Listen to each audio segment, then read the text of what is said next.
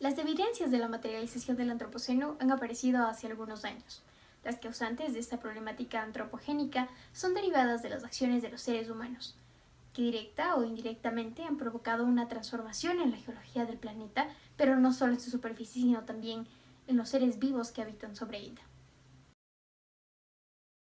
En los últimos años, el planeta Tierra ha sido testigo de un relativo crecimiento económico, derivado de un incremento en la cultura de consumo. Esto, sumado al aumento de la población, hace que cada día haya más basura en el mundo. El crecimiento acelerado de la población y el relativo crecimiento económico mundial juegan un rol importante en el cambio en los patrones de consumo del ser humano. A su vez, la introducción del plástico como un bien de consumo masivo y la dependencia del ser humano por él hace que el problema de la basura se torne más complicado. Sin embargo, este es un mal reciente. Durante miles de años, los seres humanos solo conocían materiales provenientes de la Tierra: plantas, animales, minerales y piedras preciosas. Sin embargo, hace más o menos 160 años descubrimos el plástico, un derivado del petróleo, un material de origen no natural, creado y manipulado por el ser humano a su conveniencia. El problema con los plásticos es que se demoran en descomponer más de 500 años, y al existir una mala disposición final de los desechos, estos materiales conjuntamente con el resto de nuestra basura terminan contaminando nuestra naturaleza, desde el fondo del océano hasta la altitud de las montañas.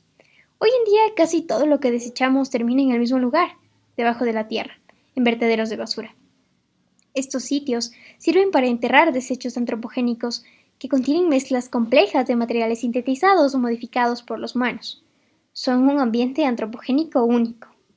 Los materiales de desecho albergan su propia microbiota e interactúan con la microbiota del entorno natural circundante, que puede mezclarse y generar comunidades microbianas únicas. La microbiota es una mezcla microscópica formada por miles de millones de bacterias, hongos, protozoos en cada gramo de suelo, que cumplen un rol importante en los procesos biogeoquímicos de la materia. Los rellenos son ejemplos de nichos xenoecológicos, entornos creados y dominados por la actividad antropogénica. Otros ejemplos son las minas, áreas urbanas y plantas industriales. Ahora bien, la materialización antropogénica de los vertederos puede ser entendida de dos formas.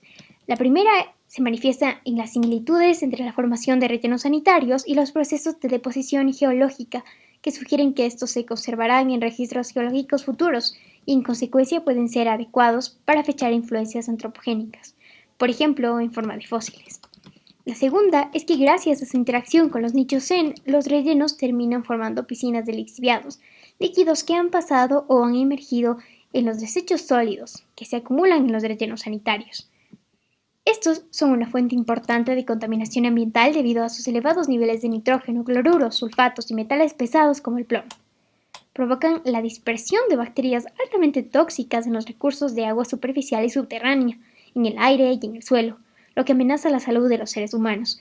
Las personas y los animales expuestos a estos líquidos lixiviados directa o indirectamente presentan infecciones respiratorias agudas, parasitosis intestinales, intoxicación por plomo e incluso diarrea.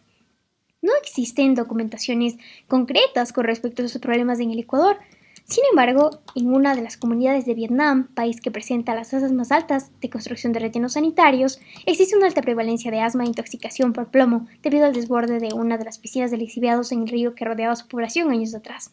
Es decir, los vertederos se entienden como un ejemplo de materialización del antropoceno. En algunos años serán fósiles que determinarán la edad geológica. Además, son altamente contaminantes y perjudiciales para la salud de los seres vivos.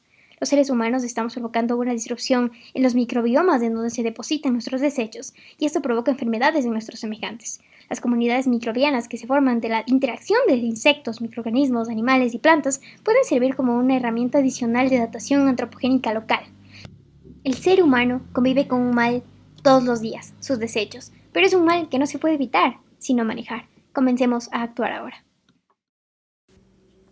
Sin embargo, a pesar de este ejemplo de adaptación de organismos a un ambiente crecientemente humano, esto no quiere decir que los microhábitats que se están formando necesariamente tengan influencias positivas ambientalmente. El fenómeno de la creación de microhábitats se da debido a un cambio radical en el ambiente hacia un entorno más antropogénico, es decir, se reemplazan los ambientes naturales como bosques, sabanas y pantanos por ambientes artificiales como las ciudades. Este cambio del entorno hacia la comodidad humana ha existido durante muchos años y sí existen organismos que han podido adaptarse de manera efectiva a estos nuevos hábitats, formando los mencionados microhábitats. No obstante, el cambio también ha tenido como consecuencia la extinción de miles de especies de organismos alrededor del mundo. Los humanos han tenido una influencia devastadora en la biodiversidad mundial debido a una variedad de factores. La fragmentación del hábitat original de un área es tan solo uno de los muchos causantes de un evento de extinción masiva en el mundo. La caza, la fragmentación de los hábitats, la globalización y el cambio climático son todos factores antropogénicos que han resultado en la extinción de un sinnúmero de especies. Por ende, se puede concluir que los efectos de esta extinción masiva son causados en su mayoría también por entidades humanas, debido a que los humanos son los que causan las mismas extinciones. La especie Homo sapiens sapiens ha causado la desestabilización trófica de una variedad de ecosistemas diferentes al causar directamente la extinción de miles de especies. Esta es la única especie que ha causado individualmente una extinción a un nivel suficientemente grande como para considerarse una extinción masiva.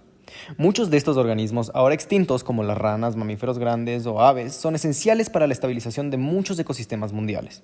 Es decir, las redes tróficas globales dependen de muchos organismos que los humanos están eliminando plácidamente del planeta sin entender su verdadera importancia y valor. Tan solo en Australia, según una variedad de estudios geológicos, los humanos habían causado la extinción de 85 a 90% de las especies de mamíferos grandes desde hace ya 50.000 años. En otras palabras, los seres humanos hemos estado causando extinciones a nivel masivo desde la revolución neolítica, incluso 40.000 años antes de la domesticación del trigo. Los humanos ya habían causado desestabilizaciones y cascadas tróficas a niveles continentales. A esta extinción de causa antropogénica se le denomina como la extinción del Holoceno o del Antropoceno y continúa sucediendo hasta el día de hoy en numerosos ecosistemas e incluso sucede globalmente. La WWF destaca en su Living Planet Report que un 60% de toda la vida desde 1970 se ha extinto exclusivamente debido al comportamiento humano. Esto es sin mencionar el número de especies anteriormente llevadas a la extinción en las épocas del Holoceno. Según una variedad de estudios recientes, especies como el dodo, el mamut, los tigres dientes de sable e incluso otras variedades de hombres, nuestros primos evolutivos del género Homo, se han extinto como consecuencia directa del comportamiento humano. Se puede incluso argumentar que la mismísima definición del antropoceno se define por una extinción masiva de causa antropogénica. Geológicamente, muchas extinciones masivas marcan el comienzo o el fin de una era, debido a que estas son uno de los mejores indicadores del fin de un cierto estrato geológico o paleontológico. Un ejemplo sumamente destacado es el límite KPG, es decir, el límite geológico entre el Cretáceo y el Paleógeno. Este se caracteriza por la extinción masiva del Cretáceo, con altos niveles de iridio y falta de fósiles de dinosaurios aviares. En otras palabras, la era geológica se define con la concentración alta de iridio causada por un asteroide que causó la extinción masiva de los dinosaurios. En este caso, los estratos geológicos, o el límite, se define por lo que causó la extinción. En el caso de la extinción del Antropoceno, podría medirse por la surgencia de la especie Homo sapiens. Por consecuencia, la sexta extinción masiva, o la extinción del Antropoceno, no necesariamente se puede definir como una consecuencia del Antropoceno en sí. Esta es en realidad lo que define al Antropoceno como era geológica. Esta idea de humanos como catalizadores de extinciones masivas es de suma importancia en la ecología moderna, y personas como Sir David Attenborough y Elizabeth Colbert hasta el día de hoy intentan comunicar estos datos a través de sus libros y documentales. En conclusión, se puede entender que el Antropoceno se puede considerar sin lugar a duda una era geológica, al menos desde un punto de vista biológico y ecológico.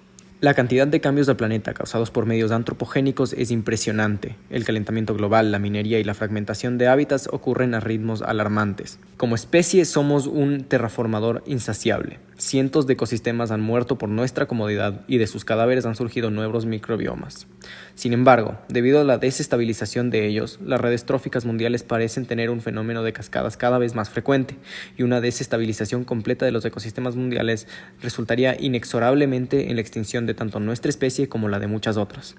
Por esta razón, temas sobre la sustentabilidad económica, energética y de desechos se debe considerar urgente. Los humanos deben aprender a convivir en el mundo en el que viven, en especial si quieren continuar viviendo en él.